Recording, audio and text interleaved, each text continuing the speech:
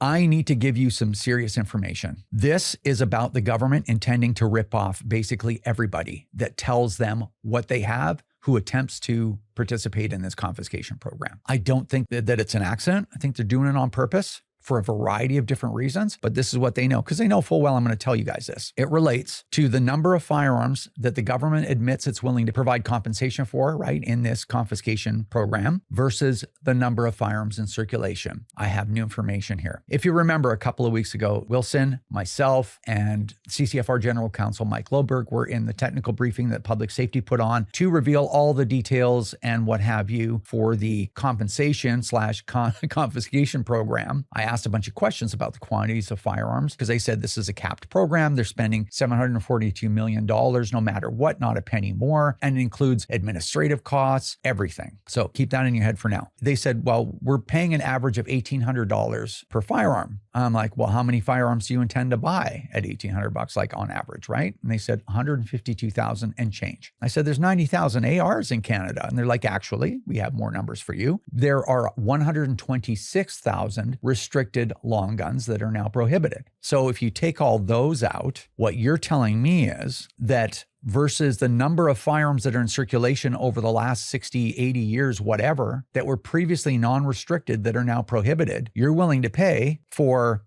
well, 152,000 firearms in total minus 126,000 equals 26,000 firearms. And I'm like, what? And they're like, yeah, we're confident in that number. And remember, I said, that's diabolical, because you're going to get people to tell you what they have, in hopes that they're going to get compensated, how they were promised on, 1,000 occasions over the last 5.5 years. And then you're going to rip them off. And I said, that's diabolical. I had a chance to think about that. And I'm like, well, how many firearms are there in circulation? What percentage chance, if all Canadians participated in this, would they have of getting paid? Now, remember, the government knows all this stuff, right? Like these are not stupid people. I'm thinking all the non-restricted firearms throughout Canadian history that are now prohibited in a quantity right now that's in circulation. And I'm like, is it 250,000? Is it 400,000, 800,000? I've said lots of different numbers because I didn't really know, because I never looked into it myself, but I recently did. This is the new information I have for you. So I called one of the biggest retailers in Canada, and I said to this gentleman, I'm like, hey, listen, just give me a finger in the wind. It doesn't have to even be that accurate, just a feeling. You know your business really well. This guy's owned this business for, 16, 15, 18 years or something like that. How many firearms do you think you sell in a year, or have sold, I should say, that were previously non-restricted that are now prohibited? And he's like, hey man, I sell 50,000 guns a year.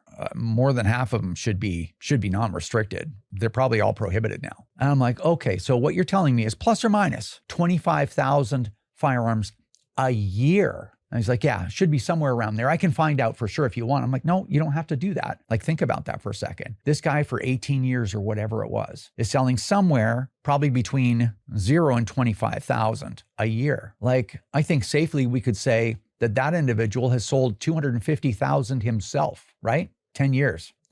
Like in 1 year, he sold more, almost double what the government is planning to buy back from the entire population. Like this is a big deal, right? So there's 10 retailers about the size of him in the entire country. Don't even start doing the math on that. Leave that for now.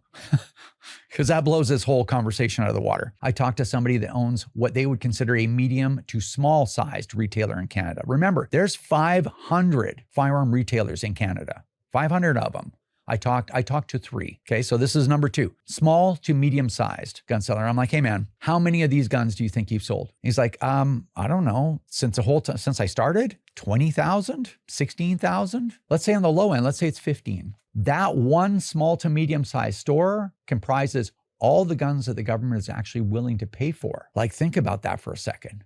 Then I talked to my buddy Miguel. He considers himself the smallest firearm retailer in the country, has 8, 10 guns, whatever it is on the wall. I can't remember what he said. And he himself thinks that he sold 300 of them, give or take, in the history of his business. So the smallest gun store out of 500 of them across the country sold 300. When you think that the government's willing to pay for somewhere around, 15,000, 13 to 20,000 of them in total. But wait, I called one more person, and that was Wes Winkle of the CSAAA, because this is the industry lobby. And I said to him, Wes, I have questions for you. If you were to guess, how many firearms do you think are previously non-restricted and are now prohibited in circulation? He says, we don't have to guess. Global Affairs Canada has all the numbers for every make, model, serial number, description, where it came from, and what distributor or retailer it went to for every gun that's in circulation in Canada since 2002. The government knows exactly how many, at least since 2002, 24 years. That's a problem in itself, because it's almost like they almost come off like, oh yeah, we don't know where all these guns are. It's like, yeah, I know you don't know where they all are, but I know you know how many there are. So Wes says, I told him some of them. He goes, oh yeah, that's easy to believe. There's probably 1 million in the last 24 years that are now prohibited, that were non-restricted, that's come into the country in circulation as we speak. And I said, okay, well, that's about what I would have guessed. I guess if I had to guess, I don't know. I've guessed a bunch of different things, but that's good information. And he goes, but wait, that number pales in comparison to what came into the country before 2002, because that was implemented after 9/11. What came in, like the Mini 14s, he goes, oh, there's so many of those, you wouldn't even believe it. Global Affairs didn't keep track. He goes, there's probably easily that same amount, if not way more. And I'm like, okay, for purposes of this conversation, could we say that there's 2 million in circulation? Is that reasonable? He goes, yeah, it could be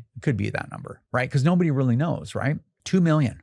So if you think about it, it could be actually 3, 4, 5 million. Nobody knows, but certainly 1 million, and most likely at least 2 million. So if that's true, and the government is willing to pay for what? 20,000 of them? They're willing to pay for 1% of the firearms that are still in circulation that were previously non-restricted, now prohib. 1% of them.